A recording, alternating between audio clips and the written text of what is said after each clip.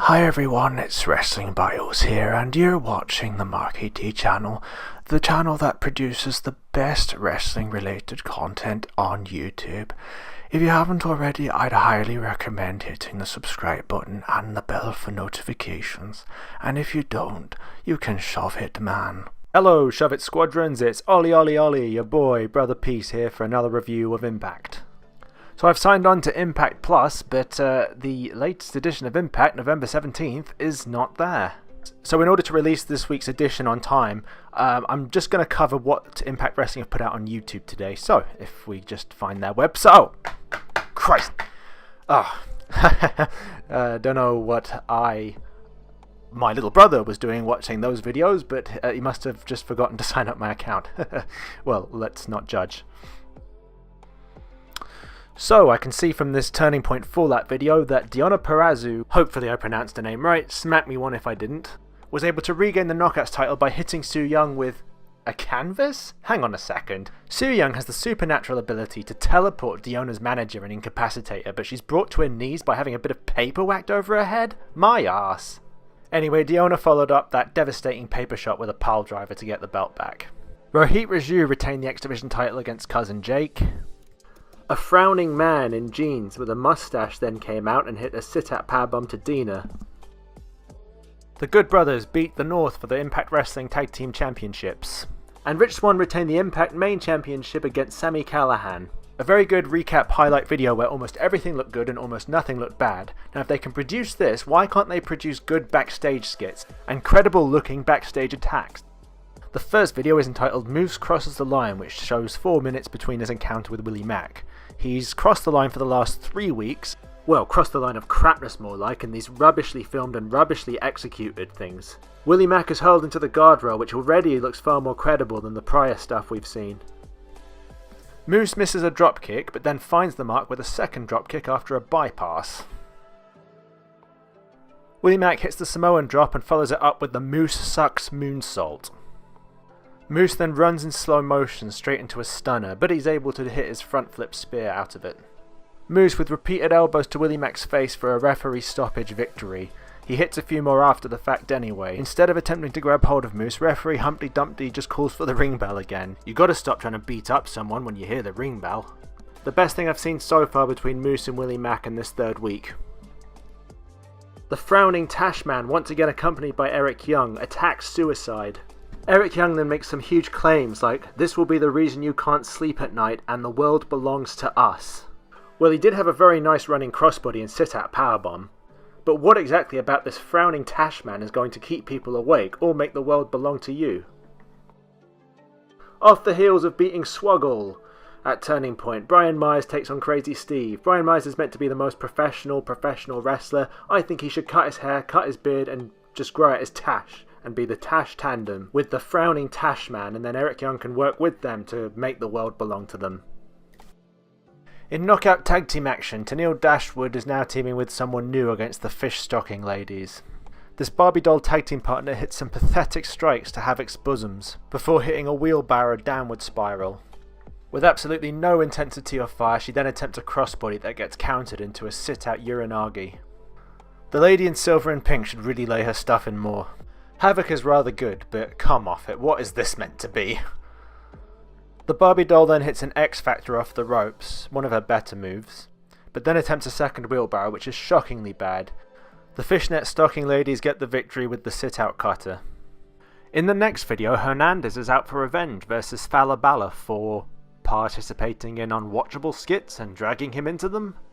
Hernandez can still execute that vault-in shoulder tackle, and his plancha to the outside, which he then follows up with, mocking special needs, G'ing up? What the hell is that? But for all that said, Hernandez does get the W, and also he does at least have a real tash. Unlike the Frowning Jeans Man, they should take Hernandez out of this wad of cash Johnny Bravo storyline and put him in a feud with the Frowning Jeans Man over who has the better tash. It's day 2 of making this video, and Impact Plus have put the full episode on their site now. So, I can see that there is another skit with the Rascals, thanks to Smith RK, who let us know last week in the comments that this is a parody of that 70s show. I am unfamiliar with that TV program, so maybe I'm missing something, but as far as I can see, this might as well be a parody of My Arse, because it's absolutely terrible. It's not funny to laugh at, it's not funny to laugh with. It's played for jokes, but it's just thoroughly awful, and Trey McGill has a really irritating voice too. In another backstage segment, Rohit Raju keeps making demands to Scott D'Amore for lavish treatment.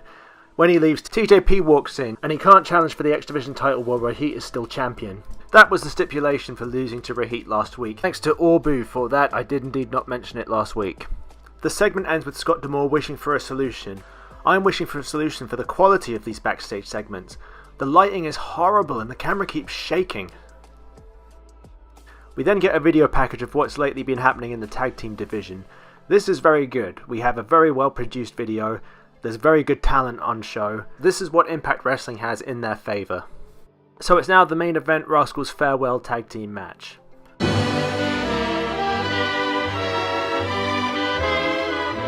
Rich Swann is teaming with Trey McGill. Him and Desmond Xavier trade Japanese arm drags, then take it in turns to front flip over each other.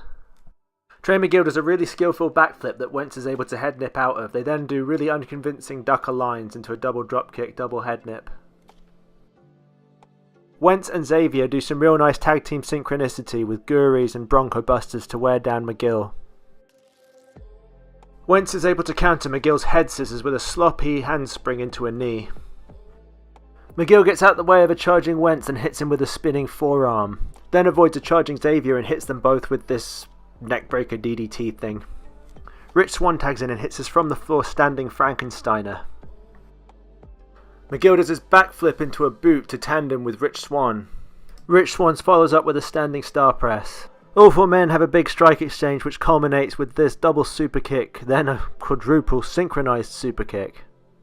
Wentz and Xavier regain control with a series of kicks, and then follow up with the dumb ass moonsault. I appreciate you gotta try and be innovative to stand out in today's wrestling, but this is just stupid. Just do the moonsault on target. Why do this moonsault and have your partner push you into place? McGill super kicks Xavier in order to break up the cover because we didn't have enough super kicks in this match. Xavier answers back with a real nice jump up release German suplex, but leaves himself in position for a splash from Swann. Swann then battles back against both Rascalz and slaps his thigh right in front of the camera. The Rascalz come out on top with yet another super kick, followed by a ripcord, knee. They attempt another dumbass moonsault to no avail. McGill takes out Xavier with a Meteora. And Rich Swann hits the constipation kick for the finish. Phew, I'm burnt out just calling all that.